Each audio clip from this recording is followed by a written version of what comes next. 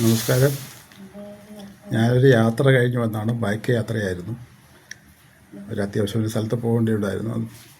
മഴയുണ്ട്, ചെറിയ ചാറ്റൽ മഴ. അതുകൊണ്ട് റെയിൻകോട്ടും ഇട്ടിട്ടുണ്ട്. ഞാൻ ഊരിയില്ല. ഞാൻ ഈ യാത്ര കഴിഞ്ഞ് വരുമ്പോൾ ഒരു കാര്യം എനിക്ക് ഓർമ്മ വന്നു. ഞാൻ ആദ്യം സഞ്ചരിച്ച വാഹനം എന്ന് പറഞ്ഞാൽ ആദ്യം സ്വന്തമായിട്ട് വാങ്ങിയത് ഒരു സൈക്കിളായിരുന്നു.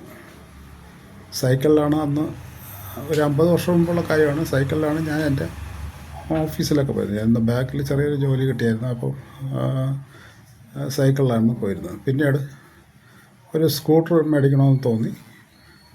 ലാംബി സ്കൂട്ടർ മേടിച്ചു. ലാംബി സ്കൂട്ടർ അറിയാമല്ലോ നിങ്ങൾക്ക്. ലാംബി സ്കൂട്ടർ ഓർമ്മ കാണും പഴയ ആൾക്കാർക്ക്. 3000 രൂപയാണ്. സെക്കൻഡ് ഹാൻഡ് ആയിട്ട് മേടിച്ചതാണ്. പിന്നെ അത് എന്ന് റിപ്പയർ, ബ്രാക്കിൻ്റെ ബോർഡും പോവുക, അങ്ങനെ ശരിക്കും കാര്യങ്ങളുണ്ട്. പിന്നെ അതുകൊണ്ട് ഒരു ബജാജ് ചേതൊക്കെ മേടിച്ചു. അത് 12,000 എന്താണെന്ന് തോന്നുന്നു, ഓർമ്മയില്ല കൃത്യമായിട്ട്. അത് സെക്കൻഡ് ഹാൻഡാണ്.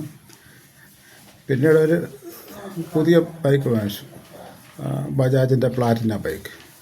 അതിന് ശേഷം ഞാനൊരു ബുള്ളറ്റ് മേടിച്ചു. ബുള്ളറ്റിലാണ് ഇപ്പോൾ യാത്ര. ഒരു 5-6 വർഷമായിട്ട് ആ ബൈക്ക് തന്നെ ഉപയോഗിച്ചുകൊണ്ടിരിക്കുന്നത്. അപ്പോൾ നമുക്ക് ഇതെല്ലാം അത്യാവശ്യമാണ്. അത്യാവശ്യത്തിന് ഒരു വാഹനം വേണം.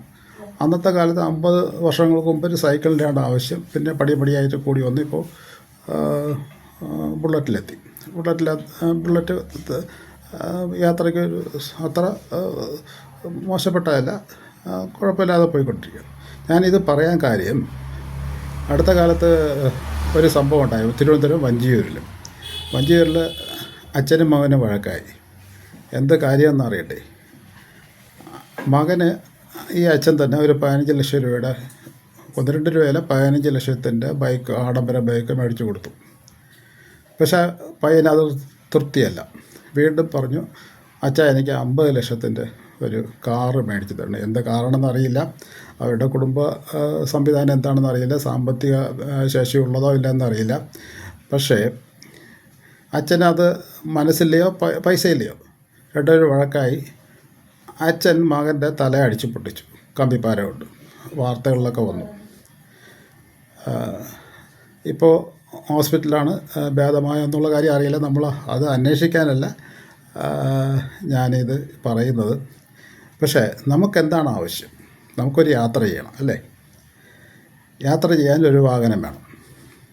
അത് ഇത്ര രൂപയ്ക്കുള്ള വാഹനത്തിലേ സഞ്ചരിക്കൂ എന്നുള്ളൊരു നിർബന്ധം ഈ സമൂഹത്തിൽ ഇപ്പോൾ വന്നിട്ടുണ്ട്. കൂടിയ വാഹനത്തിൽ പോയാൽ കൂടുതൽ ജനങ്ങൾ അംഗീകരിക്കുമോ അത് എന്താണെന്നറിയില്ല. എനിക്ക് കാറില്ല. ഞാൻ കാറ് വാങ്ങിക്കാൻ എനിക്ക് താല്പര്യമില്ല. കാരണം അതെന്ന് പറഞ്ഞാൽ എൻ്റെ വീട്ടിൻ്റെ ഫ്രണ്ടിൽ കാറ് വരില്ല. അതുകൊണ്ട് കാറ് മേടിക്കാറില്ല. ഞാൻ പലപ്പോഴും ദൂരെയും പല കാര്യങ്ങളും കാറിലാണ് പോകുന്നത്.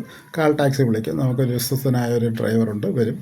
സുഖമായിട്ട് സ്വന്തം കാറിൽ പോകുന്നത് പോലെ പോയിട്ട് വരും, സന്തോഷമായിട്ട് വരും. പലരും ചോദിക്കാറുണ്ട് കാറ് മേടിക്കാത്തത്. പക്ഷേ എനിക്ക് താല്പര്യമില്ലാത്തതെന്നറിയാം. ഞാനിപ്പോൾ കാറില്ലെങ്കിലും ഞാൻ പല അത്യാവശ്യ കാര്യങ്ങൾക്ക് പോകുന്നുണ്ട്, പോയിട്ട് സുഖമായിട്ട് വരുന്നുണ്ട്.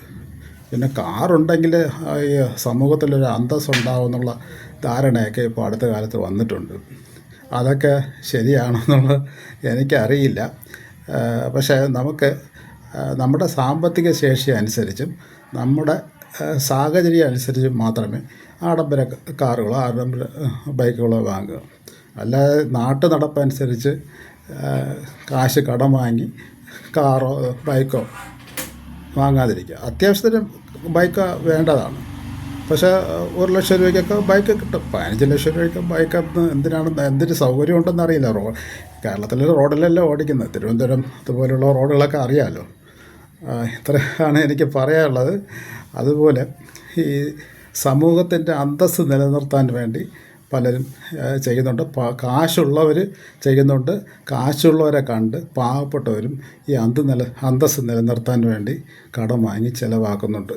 അത് പലരും അവരുടെ ജീവിതാവസ്ഥ തന്നെ മോശപ്പെട്ടു പോകുന്ന കാര്യങ്ങൾ നമ്മൾ കാണുന്നുണ്ട്. അത് ഉണ്ടാവരുതെന്ന് മാത്രമേ എനിക്ക് പറയാനുള്ളൂ. നന്ദി.